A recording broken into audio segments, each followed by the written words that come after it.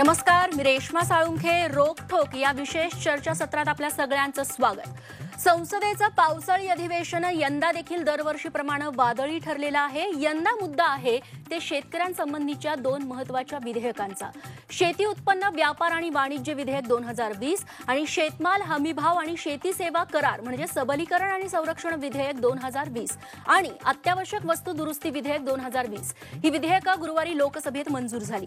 याचा निषेध करत विरोधी पक्षांनी लोकसभेतून सभात्याग केला, तर केंद्रीय अन्न प्रक्रिया मंत्री हरसिमरत कौर यांनी आपल्या मंत्रिपदाचा राजीनामा दिला आणि भाजप सरकारला मोठा धक्काही दिला. त्यांचा राजीनामा आज मंजूर झालाय.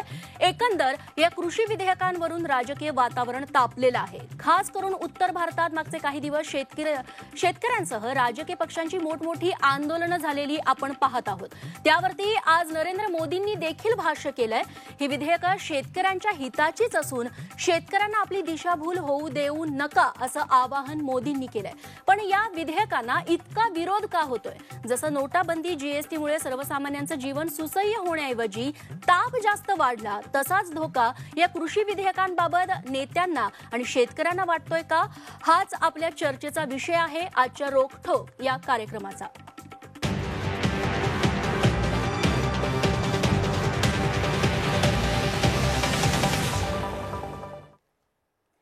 तेव्हा या विषयावरती सविस्तर चर्चा करण्यासाठी अनेक मान्यवर आपल्यासोबत आहेत. मात्र त्याआधी हा विषय नेमका काय आहे आणि राजकीय वर्तुळात या विषयावरती काय प्रतिक्रिया उमटल्यात त्यावरचा हा खास रिपोर्ट सुरुवातीला पाहूयात.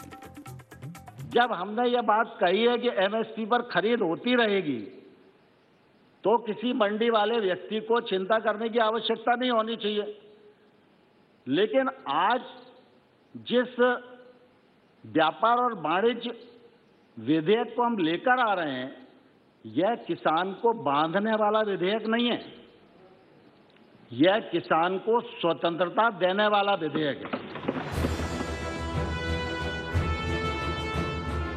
केंद्र सरकारनं मंजूर केलेल्या कृषी विधेयकांवरून आरोप प्रत्यारोपांच्या फैरी सुरू झाल्या. शेतकऱ्यासाठी केंद्रानं मंजूर केलेली विधेयकं मारक असल्याचा आरोप होऊ लागलाय. पंजाब हरियाणातील शेतकरी याच मुद्द्यावर रस्त्यावर उतरले.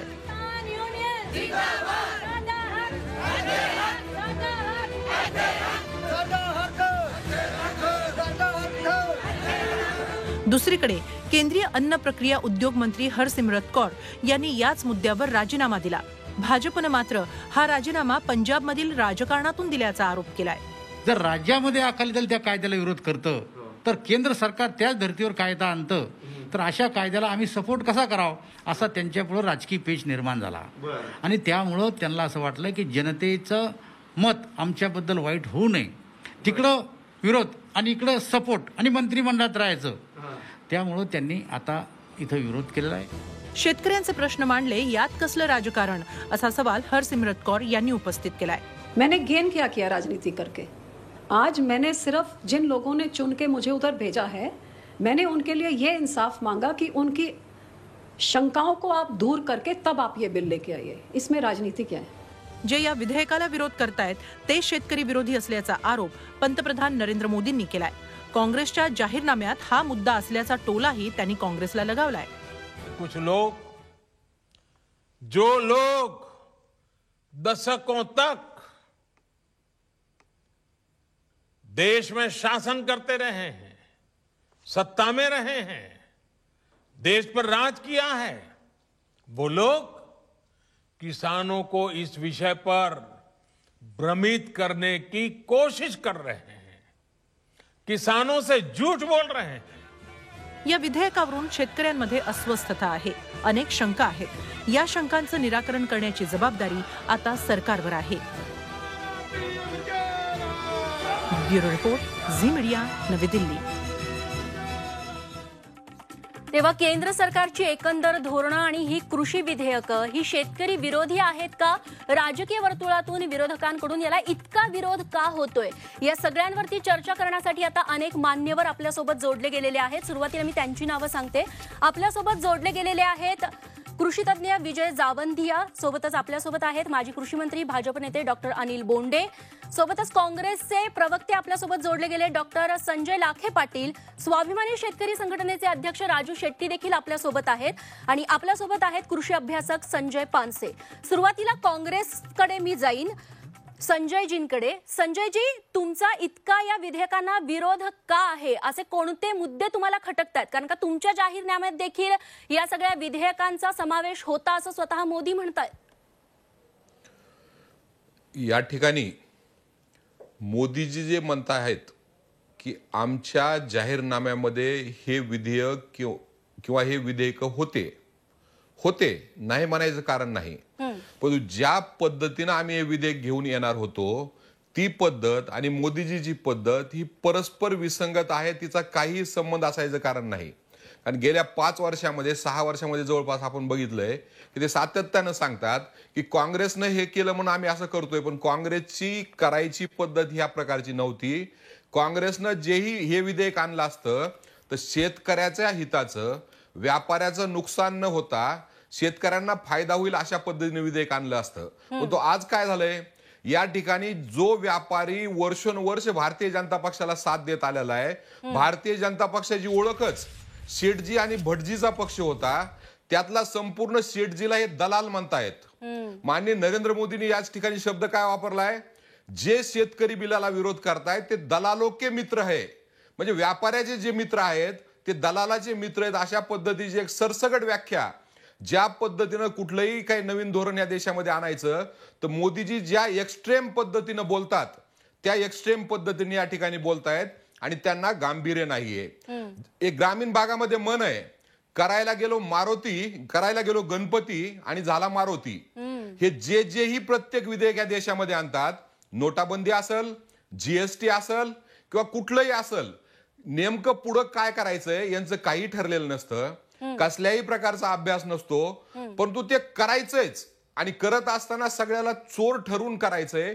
अशा पद्धतीचा एक पायंडा या देशामध्ये माननीय नरेंद्र मोदी यांनी पाडलाय. परंतु या ठिकाणी आपण लक्षात घेतलं पाहिजे, हे विधेयक जे आहेत हे फक्त शेतकऱ्याच्या मुळावर नाही आहेत. आज देशामध्ये शेतकरी बाजाराची जी काही संपूर्ण साखळी या ठिकाणी आहे ते उद्ध्वस्त करणारे हे विधेयक या ठिकाणी लक्षात घेतलं पाहिजे. ह्या साखळीतला शेतकरी हा शेवटचा घटक आहे. आज देशामध्ये एपीएमसीचा ऍक्ट आहे, एपीएमसी मध्ये सुधारित ऍक्ट आलेले आहेत. त्या सगळ्या एपीएमसी, त्याचे मेन मार्केट, सब मार्केट किंवा प्रायव्हेट मार्केट जे आलेले आहेत, ही जी काही साखळी देशामध्ये आहे त्यावर त्या ठिकाणी जे काही आडती आहेत हे सगळ्याचं या ठिकाणातून पुनर्रचन होणार आहे, ते या साखळीतून बाद होणार आहेत. त्या ठिकाणी एकही मार्केट कमिटी काही दिवसानंतर राहणार नाही, एकही आडतिया राहणार नाही आणि या देशामध्ये फक्त कॉर्पोरेटचं राज्य आलेलं असेल. म्हणजे काही दिवस एपीएमसीचं जरी त्यांनी लिमिटेड ऑफ दॅट बाउंड्री अशा प्रकारचं एपीएमसी स्वरूप दिलंय.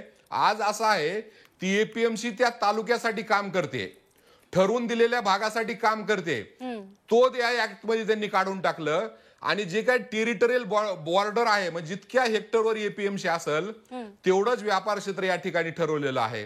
त्यामुळे एपीएमसी संपणार आहेत आणि जे काही हे ऍक्ट आहे यामध्ये अनेक गोष्टी आहेत. ट्रेडर कोण आहे, लायसन्सिंग फीस काय असावी, डिस्प्यूट रिझर्वेशन काय, म्हणजे जर आपल्याला त्यामध्ये जर शेतकऱ्याचं आणि व्यापाऱ्याचं डिस्प्यूट झालं तर ते कशा पद्धतीनं सोडवावं या संदर्भामध्ये सगळे जे धोरण आहेत हे शेतकऱ्याच्या विरोधाचे आहेत. ट्रेडर कोण आहे याची डेफिनेशन केलेली जी आहे ती अत्यंत चुकीची आहे. मार्केट कमिटीचा जो एरिया ठरवलेला आहे तो एरिया अत्यंत चुकीच्या पद्धतीने ठरवला आहे. आजच्या मार्केट कमिट्या, उप मार्केट कमिटी, शेतकऱ्याचे बाजार किंवा त्या ठिकाणी असलेले वेअर हाऊसिंग शेतकऱ्याचे, हे सगळे या डेफिनेशन मधून बाहेर काढण्यात आलेले आहेत. हे या ठिकाणी आपण लक्षात घेतलं पाहिजे. आणि डिस्प्यूट रिझोल्युशन जे आहे त्यामध्ये आता कुणालाही शेतकऱ्याचं आणि व्यापाऱ्याचं जर काही या ठिकाणी भांडण झालं, त्या ठिकाणी काही त्यांच्यामध्ये डिस्प्यूट असेल तर एसडीएम कडे अर्ज करायचा आहे. तुम्ही सिव्हिल कोर्टामध्ये जाऊ शकत नाही अशा प्रकारची या ठिकाणी तरतूद केलेली आहे. आणि सगळ्यात वाईट तरतूद यामध्ये अशी आहे की कसल्याही पद्धतीचा लेनदेनवर टॅक्स, लेवी, आडती काहीही घेतल्या जाऊ शकत नाही. म्हणजे जर त्या ठिकाणी जर व्यापारी आहे आणि शेतकरी आहे जर कशाही प्रकारची आडत घेतली जात नसल, लेवी लावली जात नसल, तो व्यापारच कसा होऊ शकतो? याचा अर्थ काळे बाजारीला पूर्णपणे प्रोत्साहन देणार हे विधेयक आहे. कारण जो व्यापारी घेणार आहे त्याला याच्यावर 1 रुपया ही त्या ठिकाणी टॅक्स लावता येणार नाही, लेवी लावता येणार नाही किंवा आडती फीस म्हणून लावता येणार नाही. आणि जगामध्ये असा कुठलाही व्यापार नाही की खरेदीदार त्यामध्ये काही लावत नाही, अशा प्रकारची पद्धतच नाही. म्हणून मुळातच देशातील मार्केट कमिटी असतील, देशातील शेतकरी असेल, शेतकऱ्यांनी तयार केलेले वेगवेगळे प्रकारचे मार्केट यार्ड असतील, आडती असतील, डिस्प्यूट रिझोल्युशन असेल, ह्या कुठल्याही गोष्टीचा विचार न करताना आणलेलं हे बिल आहे. काँग्रेस असं बिल कधीही आणत नव्हतं. संपूर्णपणे विचार करून, वेगवेगळ्या घटकाशी चर्चा करून हे बिल आणताना ना शेतकऱ्याबरोबर चर्चा केली, ना शेतकऱ्याच्या प्रतिनिधीबरोबर चर्चा केली, ना व्यापाऱ्याबरोबर चर्चा केली, ना आडत्याबरोबर चर्चा केली. म्हणजे तुम्ही बिल आणताय कसं? ही लोकशाही आहे का? लोकशाहीमध्ये असं कधीही होत नाही. ज्यावेळेस बिल आणलं जातं तर ज्या घटकावर त्याचा परिणाम होणार आहे, ज्या घटकाशी त्याचा संबंध आहे, त्या सगळ्याबरोबर चर्चा केली जाते. या ठिकाणी कुणाबरोबर चर्चा केली नाही. चर्चा केली जात नाही असा आधीपासून आरोप होतोय भाजपवरती आणि या कृषी विधेयकांच्या बाबतीत देखील तेच झालेलं आहे. याबद्दल भाजपची भूमिका, अनिल बोंडे यांची भूमिका आपल्याला जाणून घ्यायची आहे. मात्र यातच स्वाभिमानी शेतकरी संघटनेची नेमकी काय भूमिका आहे? राजू शेट्टी आपल्यासोबत जोडले गेलेले आहेत. राजू शेट्टीजी, तुमची काय भूमिका या विधेयकांबाबत? देश पातळीवर अखिल भारतीय किसान संघर्ष समिती आम्ही जवळजवळ 80पेक्षा जास्त शेतकऱ्यांना एकत्रित आलेलो आहोत आणि गेली 2 महिने सातत्यानं आम्ही या अध्यादेशांना विरोध करतो. या अध्यादेशाचं ज्यावेळी कायद्यात रूपांतर होईल, विधेयकाचं रूपांतर लोकसभेमध्ये होईल आणि मानलं जाईल, त्यावेळी सुद्धा लोकसभेच्या अधिवेशनाच्या पहिल्याच दिवशी देशभरामध्ये निदर्शनं करून, आंदोलनं करून आपण आपल्या भावना व्यक्त करायच्या. अशा प्रकारचं लॉकडाऊन असून सुद्धा, आंदोलनाला मर्यादा असून सुद्धा आम्ही देश पातळीवर अशा प्रकारची आंदोलनं करून या देशातल्या शेतकऱ्यांच्या, या देशातल्या शेतकऱ्यांच्या संघटनांच्या भावना काय आहेत हे सातत्याने केंद्र सरकारच्या लक्षात आणून देण्याचा प्रयत्न केला. परंतु केंद्र सरकारनं याच्याकडे अजिबात लक्ष दिलं नाही. आमचा असा दावा नाही आहे की प्रचलित व्यवस्था ही अतिशय चांगली आहे आणि त्याच्यातून शेतकऱ्यांना न्याय मिळतोय. आता तर आम्ही कधीच दावा केलेला नाही, कारण स्वर्गीय शरद जोशी तर नेहमी म्हणायचे की बाजार समित्या या शेतकऱ्यांच्या कत्तलखाने बांधलेले आहेत, राजकारणाचे अड्डे बांधलेले आहेत. पण याचा अर्थ असाही नाही होत की हे आमूलाग्र व्यवस्था बदला आणि नव्या पद्धतीच्या नावाखाली कॉर्पोरेट क्षेत्र असेल किंवा दलाल असेल किंवा व्यापारी असेल, यांना शेतकऱ्यांना लक्षच तोडण्यासाठी मोकळं रान करून द्या असा याचा अर्थ होत नाही. आणि म्हणून सारासार विचार करून जी शेतकऱ्यांना हमी भावाची एक संरक्षक अशा प्रकारची मजबूत अशी एक व्यवस्था आहे, ती व्यवस्था टिकली पाहिजे. ज्या मुद्दा कधी येतो की बाजारभाव हा हमी भावापेक्षा खाली गेल्यानंतर सरकार आता फूड कॉर्पोरेशन ऑफ इंडिया किंवा नाफेड मार्फत सरकार मोठ्या प्रमाणामध्ये खरेदी करत असतं आणि काही अंशी उत्पादकांना दिलासा मिळत असतो. हळूहळू या विधेयकाच्या अंमलबजावणीनंतर आता सरकार खरेदीतून बाहेर पडणार आहे, कॉर्पोरेट कंपन्या खरेदी करणार आहेत आणि मग त्या खरेदी करत असताना तिथं गरीबच्या नावाखाली, सॉर्टिंगच्या नावाखाली किंवा गुणवत्तेच्या नावाखाली शेतकऱ्यांना अक्षरशः लुटलं जाणार आहे आणि त्याच्यावर नियंत्रण कुणाला असणार नाही, कारण नियंत्रण ठेवण्याची कुणाची इच्छाही दिसत नाही. बाजार समितीच्या बाहेर जे व्यापारी शेतकऱ्यांच्या शेतीमाल खरेदी करतील त्यांच्याकडून मोठ्या प्रमाणामध्ये शेतकऱ्यांचे पैसे बुडवले जातात, शेतकऱ्यांना फसवणूक केली जाते, आकर्षक किंमत दाखवायचं, खरेदी करायचं आणि पळून जायचा अशा प्रकारचा अनुभव आलेला शेतकऱ्यांना आलेला आहे. आणि या सगळ्यातून शेतकऱ्यांचं संरक्षण कसं मिळणार, शेतकऱ्यांना हमीभावाचं संरक्षण लागणार की नाही आणि गरजेपेक्षा जास्त उत्पादन झाल्यानंतर सरकार काय करणार, काय कॉर्पोरेट कंपन्याकडेच बघत बसणार, या संदर्भात स्पष्टता अजूनही दिसत नाही. आणि त्यामुळे आज संपूर्ण देशातला शेतकरी हा अस्वस्थ आहे, आक्रमक झालेला आहे आणि कुठेतरी आता आम्हाला कॉर्पोरेट कंपन्यांच्या धंद्यामध्ये घातलं जातंय, कुठेतरी एका आम्हाला शेतीमधून बेदखल केलं जातंय आणि आमच्या जमिनी हडप करण्याचा हा एक गाव आहे, अशा प्रकारच्या भावना संपूर्ण देशातल्या शेतकऱ्यांच्या झालेल्या आहेत. निश्चित, आणि यावरती भाजपला उत्तर द्यावंच लागणार आहेत. अनिल बोंडे आपल्यासोबत आहेतच, मात्र त्याआधी सेवा सप्ताह सुरू आहे भाजपचा आणि त्या ठिकाणी देवेंद्र फडणवीस याच कृषी विधेयकांच्या मुद्द्यांवरती बोलतात. कृषी विधेयकाबाबत गैरसमज पसरवले जात आहेत असं भाजपचं म्हणणं आहे. मोदींनी देखील यावरून थेट नाव न घेता काँग्रेसवरती हल्ला चढवला होता. जे या विधेयकाला विरोध करतील ते दलाल आणि अडत्यांच्या बाजूने असतील. दरम्यान देवेंद्र फडणवीस नेमकं काय म्हणाले होते आपण बघूयात आणि पुढच्या चर्चेकडे बोलूयात. गेल्या 5 वर्षातली केंद्र सरकारने राज्यांच्या माध्यमातून केलेली जी खरेदी आहे अभूतपूर्व आहे, अभूतपूर्व. यापूर्वी शेतकऱ्यांकडनं खरेदी करण्याची घोषणा व्हायची, खरेदी होत नव्हती. अभूतपूर्व अशा प्रकारची खरेदी. आणि काल लोकसभेमध्ये जो कायदा पास झालेला आहे, काही लोक त्याच्यातही संभ्रम तयार करतायत. कोणी म्हणताय शेतकरी विरोधी आहे, पण हा केवळ आणि केवळ शेतकऱ्यांकरता तयार केलेला कायदा आहे. काही मोठ्या कंपन्यांनी जाणीवपूर्वक अशा प्रकारची व्यवस्था कायम केली होती की शेतकऱ्यांना फ्री मार्केट मिळू नये, शेतकऱ्यांना फ्री बाजार मिळू नये. आपण या महाराष्ट्रात पहिल्यांदा निर्णय केला आणि आपण सांगितलं बाजार समितीतच केवळ तुम्ही भाजीपाला विकायची आवश्यकता नाही आहे, तुम्ही बाहेर विकू शकता. आणि त्यातनं इतक्या मोठ्या प्रमाणात शेतकऱ्याच्या मालाला भाव मिळणं सुरू झालं. मोदीजींनी निर्णय केला शेतकऱ्यावर तुम्ही बंधन टाकू शकत नाही, तू इथेच विकलं पाहिजे, एवढ्याच किमतीला विकलं पाहिजे, त्याला जिथे किंमत मिळेल तिथे तो विकू शकेल. आणि हे सगळं नियमन दूर करण्याचं काम हे मोदीजींनी काल त्या ठिकाणी केलेलं आहे. आणि मला विश्वास आहे की येत्या काळामध्ये बाजार जो केवळ दलालांच्या हातात होता, जो काही कंपन्यांच्या हातात होता, आता तो बाजार शेतकऱ्यांच्या हातामध्ये जाणार आहे. आणि शेतकऱ्याच्या हातात बाजार गेल्यानंतर त्या शेतकऱ्याला त्याच्या शेतमालाचा भाव, त्याच्या घामाचा दाम हा मोदीजींच्या माध्यमातून या ठिकाणी मिळणार आहे. आणि म्हणून क्रांतिकारी निर्णय घेणारे मोदीजी. तेव्हा या नवीन विधेयकामुळे शेतकऱ्यांना फ्री मार्केट म्हणजे मोकळी बाजारपेठ मिळेल. मात्र जाणून बुजून काही जण या विधेयकांबाबत गैरसमज पसरवतायत असा थेट आरोप फडणवीसांनी केलेला आहे. याच विषयावरती आपली सविस्तर चर्चा सुरू राहणार आहे. मात्र सध्या या कार्यक्रमात वेळ झालेली आहे एका छोट्याशा ब्रेकची. लगेचच परत येते, बघत रहा रोकठोक.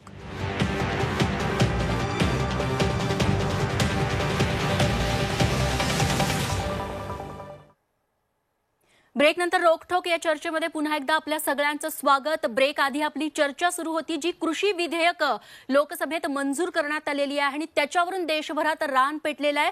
अनेक विरोधकांनी या विधेयकांना विरोध केलाय आणि शेतकऱ्यांचं स्वातंत्र्य यामुळे संपेल, कॉर्पोरेट धार्जिनी ही विधेयकं आहेत असा थेट आरोप करण्यात आलाय.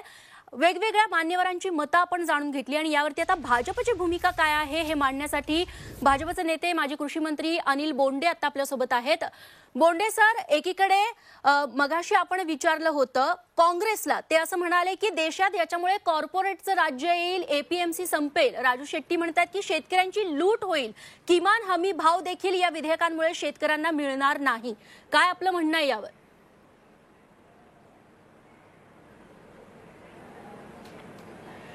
खरं जर पाहिलं तर आजचं हे विधेयक आहे 70 वर्षानंतर शेतकऱ्यांना प्रथमतः स्वातंत्र्य मिळत आहे की आपला माल कुठे विकायचा. मला आठवतं की साबण जर तयार केली तर साबण कोणत्याही जिल्ह्यामध्ये विकता येते, कोणत्याही राज्यामध्ये विकता येते, त्यावर बंधन नाही. पण जर आम्ही कापूस पिकवला तर आमच्या कापसावर राज्यामध्ये बंदी, जिल्ह्यामध्ये बंदी. याच कृषी उत्पन्न बाजार समितीमध्ये मिरची विका, दुसरीकडे तुम्हाला नेता येणार नाही. जर कृषी उत्पन्न बाजार समितीचा एरिया जरी ओलांडला तरी तुम्हाला त्या टोलमधून जावं लागेल, तुम्हाला टॅक्स द्यावं लागेल. एवढी सगळे बंधनं शेतकऱ्यावर आणून ठेवले होते या काँग्रेस सरकारने. आणि या काँग्रेस सरकारने सातत्यानं बंधनामध्ये ठेवलं. म्हणून शरद जोशींनी सातत्याने म्हटलं होतं की शेतकऱ्यांना विकण्याची मुभा द्या, शेतकऱ्यांना ते स्वातंत्र्य द्या. आणि ते स्वातंत्र्य दिल्यानंतर शेतकरी आपला माल तो प्रोसेस करून किंवा तसा कोणाशी करार करून तो चांगल्या तऱ्हेनं विकू शकेल आणि स्वतःला भाव मिळवू शकेल.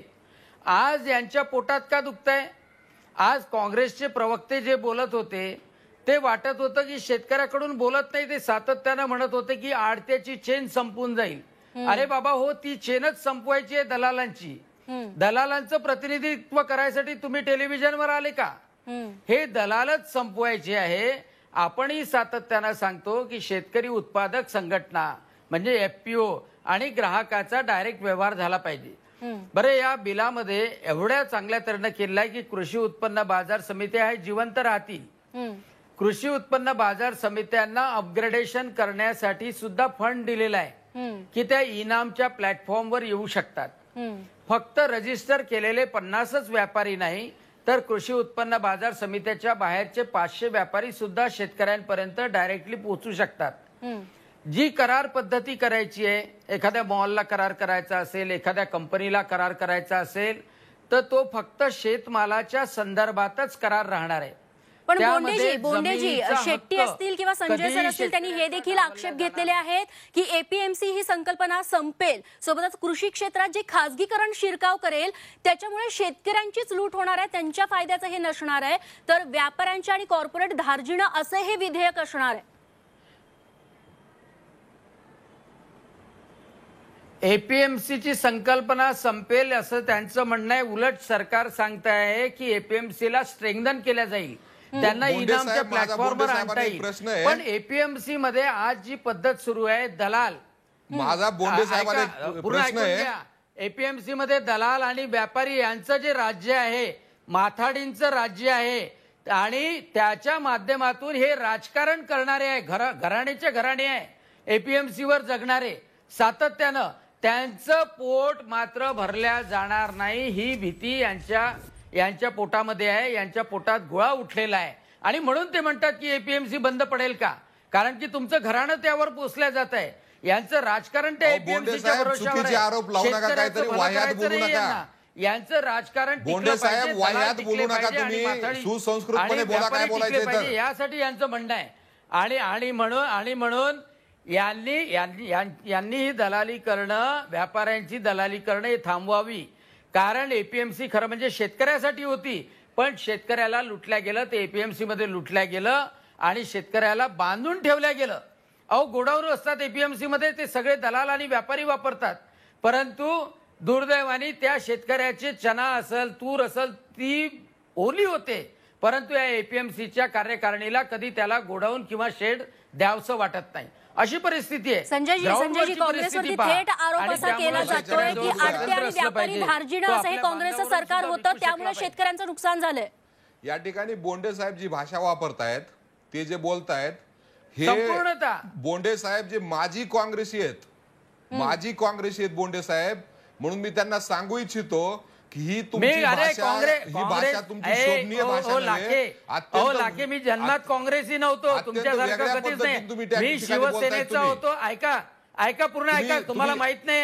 मी शिवसेनेचा होतो, काँग्रेसचा कधी नव्हतो, एवढं लक्षात घ्या. आणि काँग्रेसमध्ये कधी राहणार नाही, एवढं लक्षात घ्या. एवढं लक्षात घ्या लाखे. का कुठल्याही गोष्टीवर ऐकत नका जात जाऊ. बोंडे साहेब, तुम्ही जी भाषा या ठिकाणी वापरताय, दलाली घेऊन जर तुम्ही इथे आले असाल चर्चा करण्यासाठी तर त्याचा उपयोग नाही. पहिल्यांदा नरेंद्र मोदींनी ही संधी दिलेली आहे. नरेंद्र सिंग तोमर यांचं भाषण ऐका, समजून घ्या तुम्ही. आणि तुमच्या पूर्ण कायदा वाचा आणि कायदा वाचल्यानंतर बोलायला या. समजलं? आता मला बोलू द्या. बोला संजयजी. देशातल्या करोडो व्यापाऱ्यांचा दलाल मला या ठिकाणी म्हणलं तर चालेल, परंतु मी बोलतो या ठिकाणी, मला बोलू द्या. त्यांनी माझ्यावर आरोप केले त्या ठिकाणी. या देशातल्या शेतकऱ्याच्या बाजूने ठरवू द्या ना. तुम्ही कोण सांगणार मला बोलायचं? काय होतात तुम्ही आडत्या घेऊन बोलताय. अहो, ज्या शेठजीचा आणि भटजीचा पक्ष म्हणून तुम्ही या ठिकाणी आला, तुम्ही काय मला मार्गदर्शन करा? तुम्ही काय सांगणार? आपल्याला तुम्ही काय सांगणार आहेत मला? अहो, ज्या अडाणीची आणि अंबानीची दलाली करताय तुम्ही या देशामध्ये आणि संपूर्ण व्यापारी आणि शेतकरी संपवताय, त्याचा मी या ठिकाणी जाहीर निषेध करतो. हे जे विधेयक आहेत हे अंबानी आणि अडाणी यांची दलाली करणारे विधेयक आहेत आणि देशामधला सगळ्यात इंदिरा गांधी पासून आणलेला आहे. तर नरेंद्र मोदी आहे. प्रत्यारोप होत राहतील आणि मुद्दा भरकटत जाईल. विजय जावंदिया सरांकडे मला जायचंय, कृषीतज्ञ सर. तुम्हाला काहीतरी बोलायचं होतं, मुद्दा मांडायचा होता. मॅडम, त्यांनी माझ्याबद्दल जे बोललंय, काँग्रेस बद्दल बोललंय, करू द्या. नरेंद्र मोदींनी 60 महिने मागितले होते अरे चूप राहा ना, माझं ऐकतच आहे. ओ काँग्रेसवाले जरा विजय सर गप्प बोला, बसा. विजय माझं सर बोला. आपण ऐकतच आहे. संजयजींना नंतर वेळ देऊयात. बोला. हा, मोदी सरकारने, मोदीजींनी सत्तेत येण्यापूर्वी 60 महिने मागितले होते. आज 72 महिने झालेले आहेत. माझा सगळ्यात पहिला प्रश्न मोदीजींना आहे की या 72 महिन्यात तुम्ही शेतकऱ्यांच्या पदरात काय नवीन टाकलं जे काँग्रेसनी 60 वर्षात नव्हतं टाकलं, याचा पहिले अभ्यास व्हायला पाहिजे. नरेंद्र मोदीजी प्रत्येक वेळेस गोल पोस्ट बदलवतात. जसं 50% नफा देऊन भाव देऊ म्हणून सांगितलं, ते जमलं नाही. तर मग उत्पन्न दुप्पट करू म्हणून सांगितलं, ते जमत नाही. तर मग $5 ट्रिलियन इकॉनॉमी सांगितली, मग नीम कोटेड युरिया सांगितला, मग पर ड्रॉप मोर क्रॉप सांगितलं. हे सगळं करत करत करत आता हमी भाव देता येत नाही. मगाशी देवेंद्र फडणवीसांनी म्हटलं की आम्ही हमी भावाची विक्रमी खरेदी केली. आणि बरोबर आहे, हमी भावाची विक्रमी खरेदी याच्याकरता करावी लागली की बाजारात हमी किमतीपेक्षा कमी भाव होते म्हणून तुम्हाला खरेदी करावी लागली. आता मला तुम्ही सांगा, तुम्ही हे 3 कायदे आणले आणि बाजारात जर हमी भावापेक्षा कमी भाव आहे तर कोण व्यापारी येऊन हमी भावाची खरेदी करणार आहे मार्केट कमिटीच्या बाहेर? मी अत्यंत नम्रपणे सांगतो की हे 3ही कायद्याचे प्रयोग काँग्रेसच्या राज्यात झाले आणि उत्तर सापडलं नाही. तुम्हाला एक सांगतो, बाजार समितीच्या बाहेर विकत घेण्याकरता ITC नावाची एक कंपनी आली होती, बहुराष्ट्रीय कंपनी. तिने सोयाबीन करता ई-चौपाल सुरू केलेलं होतं. 4-5 वर्ष तिने खूप उत्साहाने खरेदी केली आणि आता ती कंपनी कुठे गेलेली आहे कुणाला पता नाही. आता ती का आली होती तेव्हा खरेदी करायला उत्साहाने? कारण तेव्हा जगाच्या बाजारात अमेरिकेत सोयाबीनचे भाव जास्त होते आणि आपल्या देशात कमी होते, हमी भाव कमी होते, म्हणून तिने बाहेर विकत घेतलं. आता जेव्हा जगाच्या बाजारात भाव पडले अमेरिकेत सोयाबीनचे आणि आपले हमी भाव जास्त आहेत, ती पळून गेली. मला तुम्ही सांगावं की जर ITC टिकली नाही तर मग आमचे तोमर साहेब म्हणतात की फार्मर्स प्रोड्युसर ऑर्गनायझेशन 10,000 करणार, त्याला 10,000 कोटी देणार. ते लहान लहान फार्मर प्रोड्युसर ऑर्गनायझेशन कसे काय टिकणार आहे या बाजाराच्या व्होलॅटिलिटीमध्ये, अनिश्चिततेमध्ये? दुसरं तुम्हाला एक सांगतो, काल मला नाशिकवरनं फोन आला. एक कांद्याची FPO 8 रुपये किलोनी कांदा विकत घेतला, चाळीमध्ये ठेवला. पावसाने तो कांदा थोडा सडला. तो कांदा ते आता 20-25 रुपयांनी विकत होते आणि जीवनावश्यक वस्तूचा कायदा रद्द केला म्हणून सांगतात आणि कांद्याची निर्यात बंद केली. आता मला तुम्ही सांगावं की 8 रुपये किलोनी कांदा विकत घेऊन त्या FPOला जर तोटा झाला, त्याचं भांडवल जर गेलं तर मग ते FPO टिकणार कसा काय हो? म्हणजे मोदीजी सुद्धा म्हणतात की दिशाभूल होत्या. माझं काय मत आहे, काँग्रेस भाजप यांच्या वादावादीमध्ये आम्ही सगळे मरतो आहोत. आम्हाला हमी भाव सुद्धा बाजारात विजय सर आतापर्यंत भाजपने जे काही निर्णय घेतलेले आहेत, फक्त भाजप असं म्हणताय की ते शेतकरी धार्जिणे आहेत, मात्र त्याचा शेतकऱ्यांना फटकाच बसलाय. मग तो हमी भाव असो किंवा हे विधेयकाच्या बाबतीत देखील तेच होईल असं बोललं जातंय. संजय पानसेंना देखील तसंच वाटतंय का? त्यांनाच विचारूयात. संजयजी, सर्वप्रथम आपण या विषयावर चर्चा करायच्या आधी मला एक समाज धारणेचा विषय इथे आणायचा आहे. शेतकऱ्याच्या भाव जो आहे, शेती व्यवसाय हा व्यवसाय नसून त्यांची जीवन पद्धती आहे. हा अन्नदाता आहे. हा यावर्षी ह्या जन्मामध्ये तो कर्जबाजारी होऊन पुढच्या जन्मात पुण्य मिळवणार आहे, म्हणून तो यावर्षी आपल्या सगळ्यांना अन्न देतोय. त्यांनी प्रॉफिट किंवा धंद्यासाठी, पूर्ण प्रॉफिटसाठी धंदा करत नाही. हे असली काहीतरी समाज धारणा. ह्या सगळ्या समाज धारणामुळे तुम्ही सुद्धा रेश्माजी कांदा वाढवल्यावर असेच प्रयोग करता की किती कांदे वाढले आणि शेतकऱ्याला किती मिळून राहिलेत आणि तुम्हाला किती ग्राहकाला किती कमी झालेले. त्यामुळे हा सर्व बायस मोठ्या प्रमाणावर ग्राहकांच्या बाजूनी शेतमालाचा मोठ्या प्रमाणावर बायस आहे. हा पहिला मुद्दा लक्षात घ्या. त्यामुळे ही समाजाची मानसिकता असं सांगते मग की शेतकऱ्यांनी जेव्हा असा अन्नदाता आहे म्हणायचं आणि प्रॉफिट मिळवायचं नाही म्हणलं, मग काही बोलता येतं. त्यांनी कुठे विकावं, कसं बोलावं, काय करावं, कुठे वागावं. अरे हे काही जर मी व्यावसायिक असेल, रिलायन्सने कसा व्यवसाय करावा, ITCने कसा व्यवसाय करावा याच्याबद्दल कोणी बोलत नाही. आता कॉर्पोरेट प्रॉफिट जास्त मिळायला लागले, शेतकऱ्यांनी कॉर्पोरेटने जास्त प्रॉफिट मिळायला लागले. का तुम्ही बोलता का चांगलं प्रॉफिट मिळालं, शेअर बाजारात भाव वाढतो, उत्तम, त्याचं गुणगान होतं. इन्फोसिसचे भाव वाढले, इन्फोसिसचे प्रोड्युसरना जास्त मिळाले. मग शेतीमध्ये कॉर्पोरेट आले तर काय प्रॉब्लेम आहे? ही पहिली पार्श्वभूमी. यानंतर आपण प्रथम हे फॅक्ट बघूया, काय एक्झॅक्टली झालं.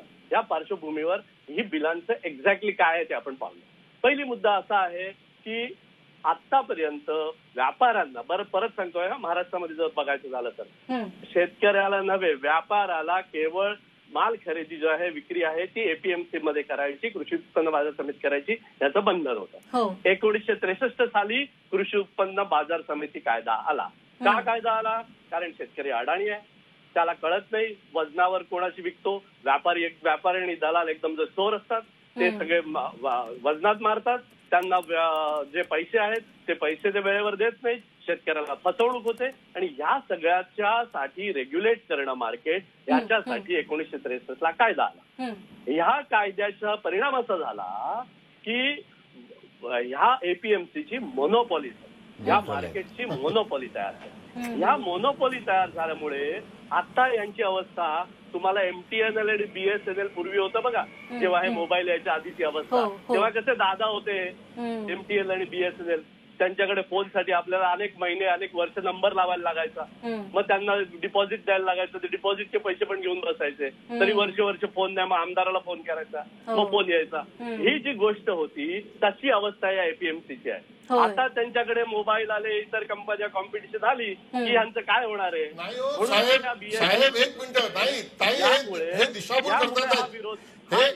ही तुलना होऊ शकत नाही, तुलना होऊ शकत नाही. उदाहरण देतो. दुसरी गोष्ट मी सांगतो की हा मध्ये एमटीएनएलची किंवा विमान कंपन्यांची तुलना होऊ शकत नाही. पण बीएसएनएल बाद झाल्यानंतर झालंय काय देशात?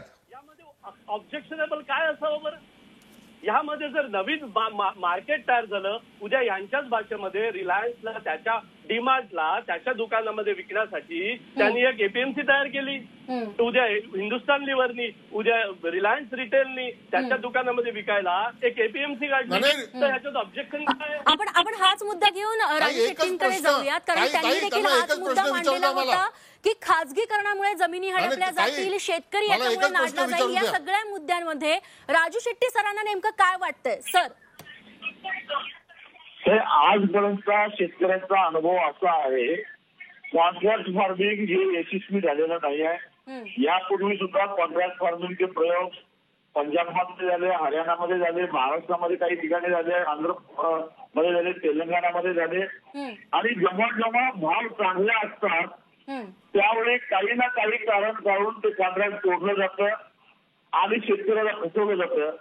आणि ज्यावेळी भाव पडतात त्यावेळी कॉन्ट्रॅक्ट तोडलं जातं, सगळं तोडलं जातं. आणि कॉन्ट्रॅक्ट करणारे जे मल्टीनॅशनल वाले असतील किंवा डोमेस्टिक मार्केट मधले काही बरे आपण असतील, ते सरळ स्वतःच्या फायद्यासाठी कॉन्ट्रॅक्ट तोडणं मोडणं असा उद्योग करत असतात. खुल्या बाजारातून खरेदी करतात. दुसरी गोष्ट, शेतकरी हा एकटा असतो, तो यांच्यावर मागू शकत नाही, कोर्टामध्ये जाऊ शकत नाही, गेल्यानंतर त्याची ताकद पोचत नाही. आणि संपूर्ण सरकारी अधिकाऱ्यांच्या पासून सगळ्या यंत्रणेला विटेज धरून त्या शेतकऱ्याला कशा पद्धतीने फसवता येईल शेत आतापर्यंत घडलेलं आहे. त्यामुळे हे कॉन्ट्रॅक्ट फार्मिंगचा जे मूल्य दाखवलं असतं त्याच्यावर आमचा विश्वास नाही. दुसरी गोष्ट, आज मोठ्या प्रमाणामध्ये एफसीआय किंवा नाफेड सरकारसाठी खरेदीला उतरतात, त्यामुळे भाव काही अंशी स्थिरतावर राहतात. बाजार समितीमध्ये ते खरेदी करत असतात. पण मगाशी जावंडे साहेबांनी जसं आयटीसीचं उदाहरण दिलं, तसे काही लोक येतात, जर चांगलं आंतरराष्ट्रीय बाजारापेक्षा भाव कमी असले तर खरेदी करतात आणि भाव चढला तर ते पळून जातात. आणि त्यावेळी सरकार खरेदी करणार नाही म्हटल्यानंतर ओव्हरऑल एकूणच भारतीय बाजारपेठेतला भाव पडतो आणि त्याच्यामध्ये शेतकऱ्यांचं मोठ्या प्रमाणामध्ये नुकसान होतं. हमीभाव मिळत नाही, हमीभावाची शाश्वती मिळत नाही. आणि मग यातून फक्त एक आभासी असं चित्र निर्माण केलं जातं, पण प्रत्यक्षामध्ये शेतकऱ्याच्या पदरात काय पडेल असं मला तरी काय वाटत नाही. खरं. आपण विजय जावंधी या सरांकडे जाऊयात. मगाशी त्यांना संजयजींचा एक मुद्दा पटलेला नव्हता. विजयजी, आपलं काय म्हणणं आहे? त्यांनी बीएसएनएल एमटीएनएल ची उदाहरणं दिली होती, तसं या क्षेत्रात होणार नाही असं त्यांचं म्हणणं आहे. नाही बघा, मी आता डॉक्टर बोंडे माझ्या बाजूला बसलेले आहेत. ते रिलायन्स आलं तर काय बिघडलं वगैरे म्हणतात. मला समजत नाही की जर रिलायन्स आलं आम्हाला नको ना, आम्हाला काही बिघडत नाही, पण रिलायन्स हमी किमतीच्या कमी विकत घेणार नाही याची काही गॅरंटी आहे का? मी तर आत्ता लिहून देतो डॉक्टर बोंडे साहेबांना या तिन्ही विधेयकाला पाठिंबा. सरकारने एक ऑर्डिनन्स काढावा, एक विधेयक पास करावं संसदेमध्ये आत्ता उद्या, की या देशात कोणताही शेतमाल हमी किमतीच्या कमी बाजारात येणार नाही. सगळ्या एफपीओना हमी किमतीत शेतमाल विकत घेण्याची परवानगी दिली जाईल आणि त्या एफपीओना हमी किमतीत खरेदी केल्यानंतर तोटा झाला तर तो एफपीओचा तोटा सरकार भरून देईल. 1 लाख कोटीचं ऍग्रिकल्चर इन्फ्रास्ट्रक्चर अशा मोठ्या घोषणा करून शेतीमालाच्या भावाचा प्रश्न सुटणारा नाहीये. हे 1 लाख कोटी म्हणजे काही शेतकऱ्यांच्या घरात जाणारे पैसे नाही आहेत, हे बँकेचं कर्ज आहे. याचं एफपीओला पैसे कमी मिळणार आहेत आणि याच्या कमी व्याजाचा फायदा हा रिलायन्स, अंबानी आणि अडानीच घेणार आहेत. मला असं वाटतंय, माझी तयारी आहे, कुठेही चाय पे चर्चा करायला मी तयार आहे. बघा यावर्षी बोंडेजी तुमच्या बाजूलाच बसलेले आहेत. तुमचा पूर्ण मुद्दा आणि तुमचा प्रश्न देखील त्यांनी ऐकलाय. आपण त्यांनाच विचारूया की केंद्र सरकार तुम्ही सांगितलेल्या मुद्द्याबद्दल काही निर्णय घेणार का शेतकऱ्यांच्या हितासाठी? 800 रुपयात मला प्रॉमिस करावं देवेंद्र फडणवीसांनी. बोंडेजी तुम्हाला ते सांगतील ना, तुमच्या बाजूलाच बसले. आणि विजय जावंदियाजी यांनी जे सांगितलं ऐका ना, मी आहेच. तर ज्यांनी सांगितलं की शेतकऱ्याची लुबाडणूक अशी अगोदर होत होती त्यासाठीच तर हा कायदा आहे. आणि या कायद्यामध्ये जो करार केला जाणार आहे तो प्री हार्वेस्ट करार आहे. त्या प्री हार्वेस्ट कराराप्रमाणे जो मिनिमम भाव आहे, जो ठरवून घेतलेला भाव आहे, त्याप्रमाणे त्याला खरेदीच करावं लागेल. परंतु त्यावेळेला मार्केटमध्ये जर जास्त भाव असेल तर शेतकऱ्याला त्याचा ऍडव्हान्टेज मिळेल. मला एकच प्रश्न फक्त उपस्थित करायचा आहे, एसडीओ कोर्टामध्येच या केसेस चालणार आहे. अंबानी मुद्दा उपस्थित करायचा आहे शकणार नाही. की या देशातल्या कुठल्याही शेतकऱ्याचा शेतीमाल हा हमी भावापेक्षा कमी किमतीमध्ये खरेदी केला जाणार नाही. आणि कोणी करण्याचा प्रयत्न केला तर त्याला पुन्हा टाकलं जाईल. ज्या प्रश्नाचं उत्तर देता येऊ शकतं त्याच्यासाठी तुम्ही इतकं स्पष्टीकरण देताय. विजयजींनी जो प्रश्न विचारला की असा निर्णय केंद्र सरकार घेणार का? या दलालांचं, अडत्यांचं, राजकारण्यांचं यांचं पोट भरल्या जाणार राजकारणी कृषी उत्पन्न बाजार समिती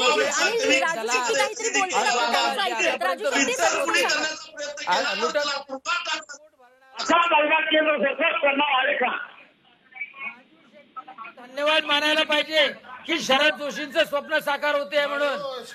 शरद जोशींचं स्वप्न साकार होते.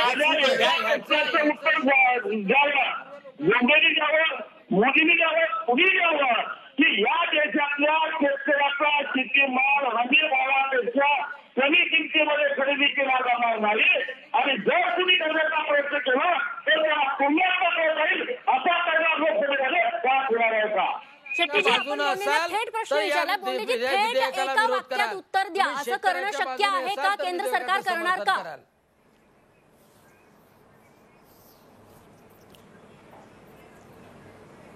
निश्चितपणे केंद्र सरकार संपूर्णतः या विधेयकाच्या माध्यमातून ते एमएसपीचं असो, बाजारपेठचं असो, केंद्र सरकार संपूर्णतः शेतकऱ्याला स्वातंत्र्य देण्याचं पाऊल उचललेलं आहे.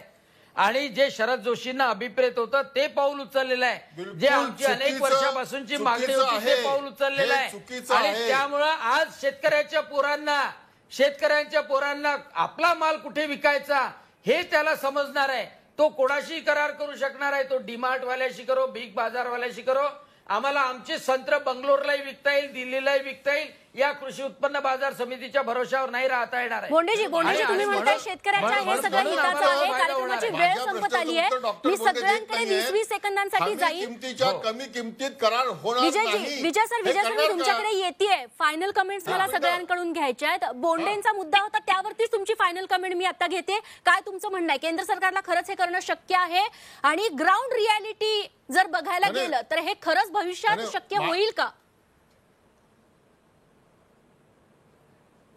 नाही, मी तुम्हाला सांगतो ना की हे काहीही होणार नाही आहे. हे जसं आतापर्यंतच्या घोषणा जशा विरून गेल्या हवेत आणि निवडणुकीच्या वेळेला एक नवीन घोषणा पुन्हा येणार आहे. मी आता एकच प्रश्न विचारतो की कोणताही करार हा हमी किमतीच्या कमी होणार नाही असा कायदा करता का? मी पाठिंबा देतो, करा तसा कायदा. एमएसपी प्रमाणेच दिलेला आहे त्यांनी. तसं करा ना.